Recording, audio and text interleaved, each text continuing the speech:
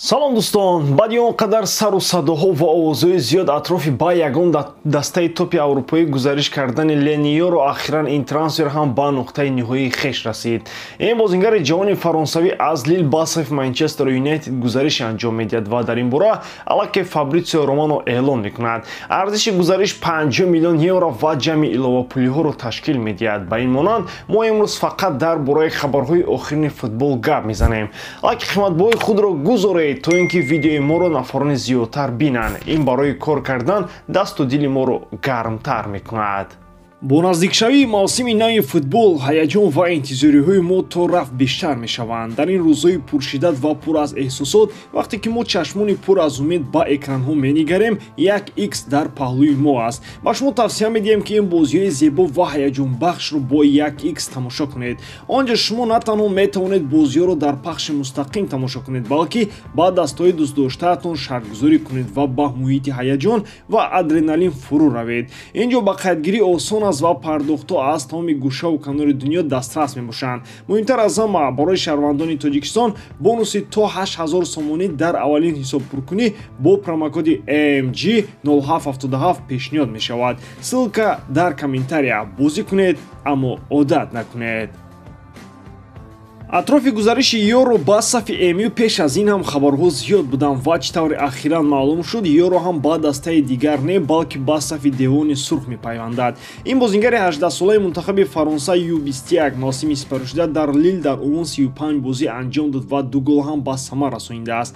Манчестер Юнайтед бошад мавсими қаблӣ чӣ тавре медонем аз надоштани дифоъгарони эътимодбахш ранҷ мекашид ва ҳадафи асосии харидории ин дифоъгари ҷавон бар ивази 50 миллион евро ҳам пурқувват кардани хати дифоъ мебошад. агар Лениёро воқеан ҳам арзандаи он қадар таърифу тавсифҳо ва нархи гарони хеш бошад, пас хати дифоъи чунин дастаи бузургро дар яке аз чемпионатҳои мушкил ба ӯ бовар кардан ҳам албатта ки таваккалкорӣ нест.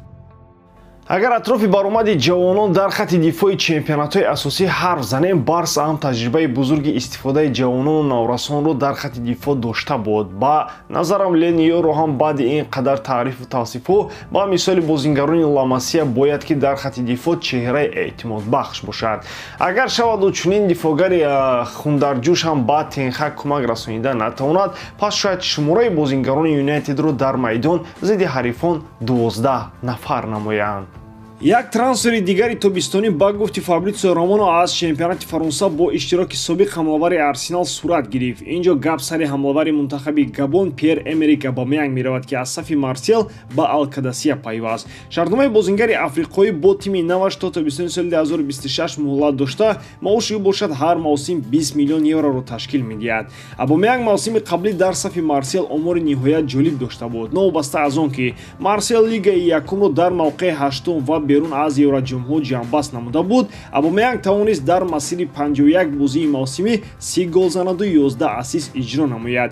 ин бозингари 35-сола ки ба қавле дар як дунё даста бозӣ кардааст ба сафи Марсел, ҳанӯз тобистони соли 2023 аз сафи Челси гузариш анҷом дода буд. акнун баъди оне ки Обама дар сафи як қатор дастҳои топи аврупоӣ баромад карду бо голҳои хеш дар хотираи мухлисони ин дастҳо худро ҷойӣ намуд, фурсати рафтан ба самти истироҳатӣ ва ҷои пулкоркунӣ ҳам фаро расид. агар ба саргузаштҳои трансферии ин габонӣ як сар занем, гаронтарин гузариши трансферӣ бо иштироки ӯ ҳанӯз зимистони соли 2018 ба қайд гирифта шуд, замоне ки Арсенал бар ивази 65 миллион евро ӯро аз Боруссия Дормунд харидорӣ намуд. бояд ёдовар шуд ки пештар аз Пьер-Эмерик Обамеянг ба сафи тими саудӣ Алкадасия, ҳамчунин дарвозабони мунтахаби Белгия Кун Кастелс ва дифоъгари собиқадори Реал Начо гузариш анҷом дода буданд. ҷамъ шудани бозингарони чунин сатҳ дар замини арабӣ албатта ки метавонад мавсими навин ба дастаи Роналдо мушкилӣ эҷод намоянд. вақте мо атрофи рафтани Обамеянг аз Марсел гуфтем, оиди ба Марсел омадани бозингари нав ҳам бояд гуфт. Фабрицио Романо хабар медиҳад ки ба сафи Олимпик Марсел Мейсон Гринвуд аз Манчестер Юнайтед гузариш кардааст ва арзиши ин гузариш 30 миллион евроро ташкил медиҳад. бар замми ин 30 миллиони гуфтагӣ иловапулиҳо ҷамъи 50% аз фурӯши ояндаи бозингар ҳам дар ин шартнома қайд шудааст. дар бораи овозҳо атрофи гузариши Гринвуд ба Марсел мо пештар ҳам гуфта будем ва ишора ҳам кардем ки чӣ гуна худи мири шаҳри Марсел зидди ин трансфер изоро дода буд. Вале чӣ тавре дидем бошгоҳи футболӣ аз варзишгоҳи велодром ба назарам дили шаҳрдориро ҳам ёфтаву аллакай 30 миллион ҳам ба самти Манчестер равон кардааст. худи Гринвуд мавсими қаблиро тариқи иҷора дар сафи Хетафе гузаронинда аз 33 бозии мавсимӣ 8 голу 6 ассист ба омор гирифтааст. Дастпарвари 22-солаи МЮ бо ҳамин гузариши хеш ба чемпионати Фаронса ахиран риштаи ҳамкориҳоро бо англисои мағрур баъди он қазияи ҷанҷолӣ канда кард. ҳанӯз оғози мавсими қаблӣ хабарҳо атрофи рафторҳои хушунатомези Гринвуд зидди дӯстдухтараш ҳамаи расонаҳоро фаро гирифта буд ва сабаби асосии рафтани бозингар аз Юнайтед ҳам ҳамин шуда буд.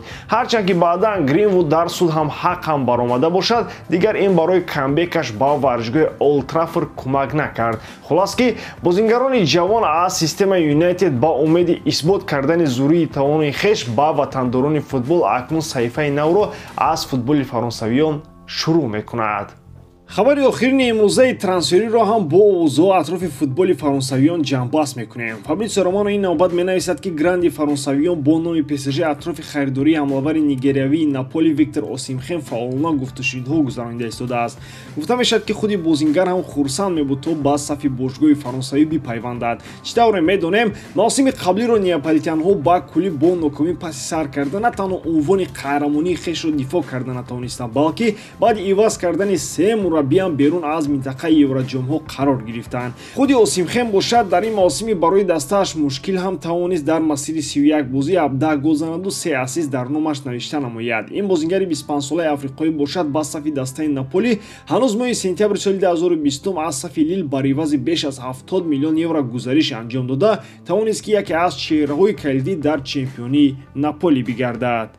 ин нафари ниқобдор албатта ки баъди гирифтани он скудетои таърихӣ ва вазъияти на он қадар хуби даставӣ худ нияти рафтан ба ҷои дигар кардааст. дар ҳоле ки парижиён ҳам дар намуди Мбаппе барояшон ҳамлавари нав меҷӯянд, Наполи ҳам аз рафтани Осимхен метавонад наздики 120 миллион евро кор кунад. эҳтимол меравад ки гузариши Виктор Осимхен ба ПСЖ ин тобистон бояд ки амалӣ шавад, зеро шайхони парижӣ дилхоҳ пулро барои ҳамлавари чунин сатҳ қурбон мекунанд. барои неаполитянҳо ҳам албатта ки бо вуҷуди розигии худи бозингар розӣ шудан дар пешниҳодоти пурсамари парижӣ розӣ шудан 2x2 аст. ба ҳамин тамом боварӣ дорам ки эҷодкории ман ба шумо писанд меояд. лайк, комментария ва дар канал обуна шуданро аз ёд набароред. бо шумо мисли ҳар вақта Муҳаммад Гайруф. хай бародарон, дар паноҳи Аллоҳ.